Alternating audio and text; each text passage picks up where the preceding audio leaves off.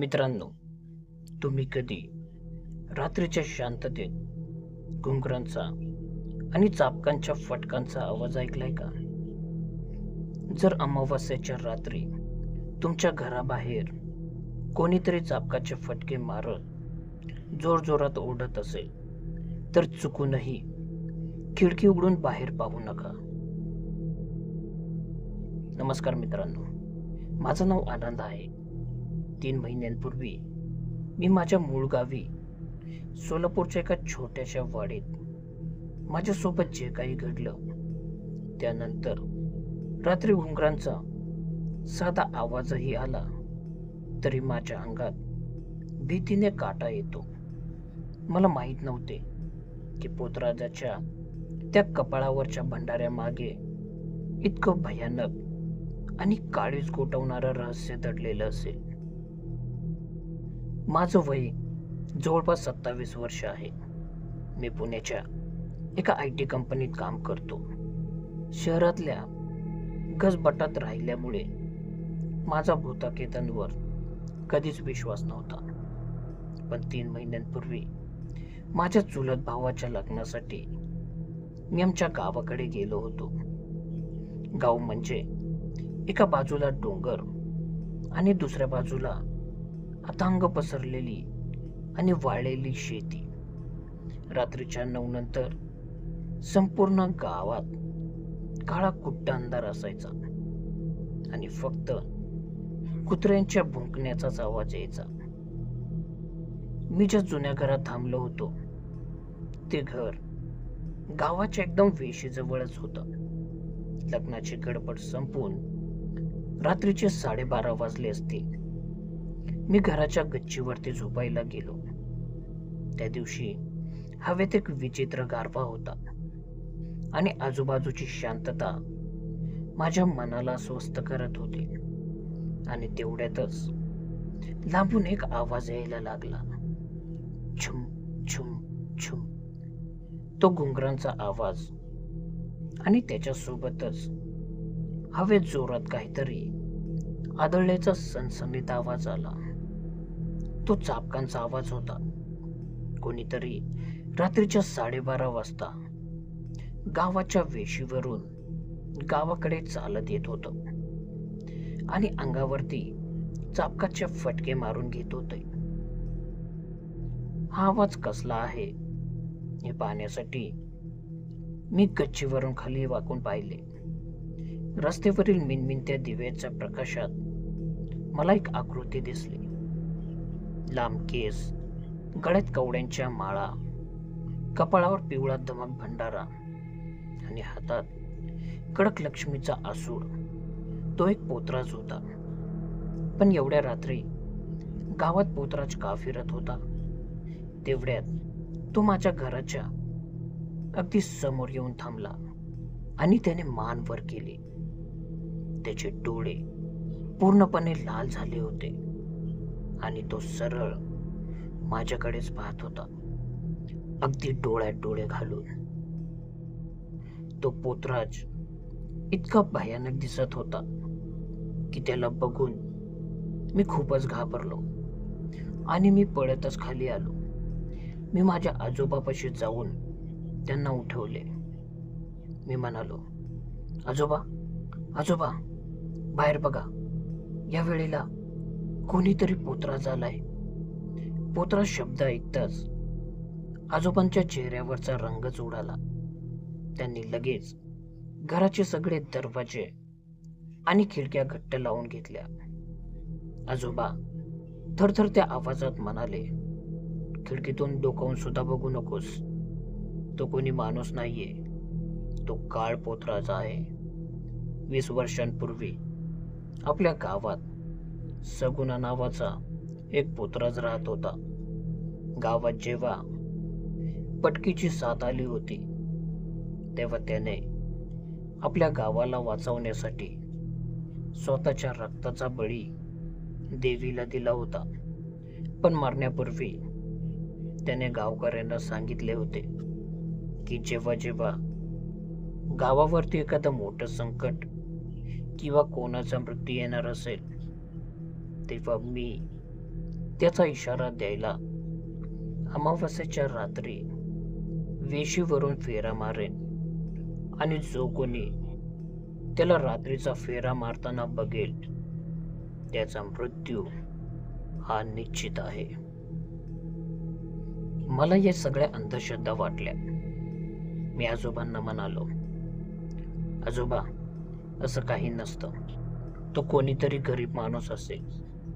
तो इथे भीक मागायला आले असेल. आजोबा म्हणाले, नाही आनंद, पोतराज दिवसा येतात, रात्रीचे नाही. आणि सर्वात महत्वाची गोष्ट म्हणजे सगुणा पोतराज जेव्हा चाबकाचा फटका मारतो तेव्हा त्याचा आवाज येतो, पण तो स्वतःला कधीच दुखापत करत नाही. जर आज रात्री त्याने मारलेल्या फटक्यासोबत रक्ताचा सडा पडला तर समजायचं की कोणीतरी बळी ठरलाय.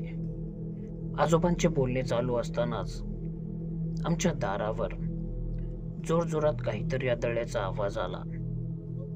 जणू कोणीतरी स्वतःचे डोके आमच्या दरवाजावरती आपटत होतं. आणि त्यासोबतच बाहेरून एक घोगरा, बाईच्या आवाजासारखा वाटणारा पण तो एक पुरुषी आवाज आला. आली आई ग माय, दार उघड, आज तुझा पेहरा आहे. आता माझा संयम सुटला. मला वाटलं कोणीतरी दारू पिऊन आपल्या घरापाशी नाटक करतंय.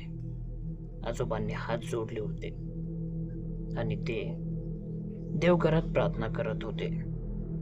मी आजोबांचा हात झटकला आणि म्हणालो, थांबा आजोबा, मी बघतो कोण आहे तो. मी आमच्या मुख्य दरवाजाची कडी उघडली आणि दरवाजा उघडला. आता बाहेर फक्त धुके होते. तो पोतराज तिथे नव्हता, पण जमिनीवर दरवाजाच्या अगदी समोर पिवळा भंडारा सांडलेला होता आणि त्यावर रक्ताचे ताजे थेंब पडलेले होते. मी आजूबाजूला पाहिलं तर लांब अंतरात तो पोतराज पाठ फिरवून चालत जाताना मला दिसला. त्याच्या पायातील घुंगरांचा आवाज हळूहळू कमी होत चालला होता. मी आता सुटकेचा निश्वास सोडला आणि दरवाजा बंद करून घेतला. बघा आजोबा, काहीच नाहीये तिथे. तो पोतराज निघून गेला. मी वळून मागे आजोबांना म्हणालो, पण जसा मी मागे वळालो तसं माझ्या गाडीच बंद पडायची वेळ आली होती. देवघरासमोर माझे आजोबा जमिनीवरती पडले होते. मी धावतच त्यांच्याकडे गेलो. त्यांना हलवले, पण त्यांचे शरीर पूर्ण थंड पडलं होतं. भीतीच्या एका झटक्यात त्यांचा हार्ट अटॅकने मृत्यू झाला होता. पोतराजाचा तो फेरा माझ्या आजोबांसाठीच होता. मला प्रचंड दुःख झालं आणि त्या पोतराजाचा रागही आला. दुसऱ्या दिवशी आजोबांचे अंत्यसंस्कार झाले. मी विचार केला की आता या गावात मला एक क्षणभरही थांबायचे नाही. मी माझी बॅग भरली आणि रात्रीच्या गाडीने आपल्या पुण्याच्या दिशेने निघालो. आता एसटी बसमध्ये मी खिडकीपाशी बसलो होतो. बस गावाबाहेरच्या निर्जन घाटातून जात होती. बसमध्ये माझ्याशिवाय फक्त 2-3च प्रवासी होते आणि आता रात्रीचे 12:30 वाजले होते. मी डोळे बंद करून आजोबांचाच विचार करत होतो. तेवढ्यात अचानक बसच्या चालकाने जोराचा ब्रेक मारला. बस एका जागी थरथरून थांबली. मी खिडकीच्या बाहेर पाहिले तर घाटाच्या वळणावर बसच्या हेडलाईटच्या प्रकाशात तोच पोतराज उभा होता. त्याच्या अंगावर तेच कपडे होते, कपाळावर तोच भंडारा होता. पण सर्वात भयंकर गोष्ट म्हणजे त्या पोतराजाने हळूच त्याचे केस बाजूला केले. हेडलाईटच्या प्रकट प्रकाशात मला त्याचा चेहरा स्पष्ट दिसला. तो चेहरा सगुणा पुत्राचा नव्हता, तर तो चेहरा हुबेहूब माझ्या काल मरण पावलेल्या आजोबांसारखा होता. माझ्या आजोबांचा चेहरा त्या पोतराजला आला होता.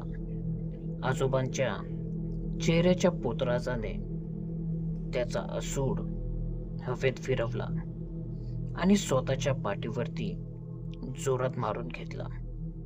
आणि यावेळेस त्याचा आवाज बसच्या खिडकीची काच तोडून थेट माझ्या कानावरती आला.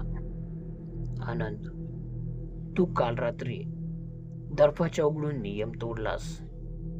आजोबांनी स्वतःचा जीव देऊन तुला वाचवलंय खरं, पण पोतराजाचा फेरा कधीच रिकामा जात नाही.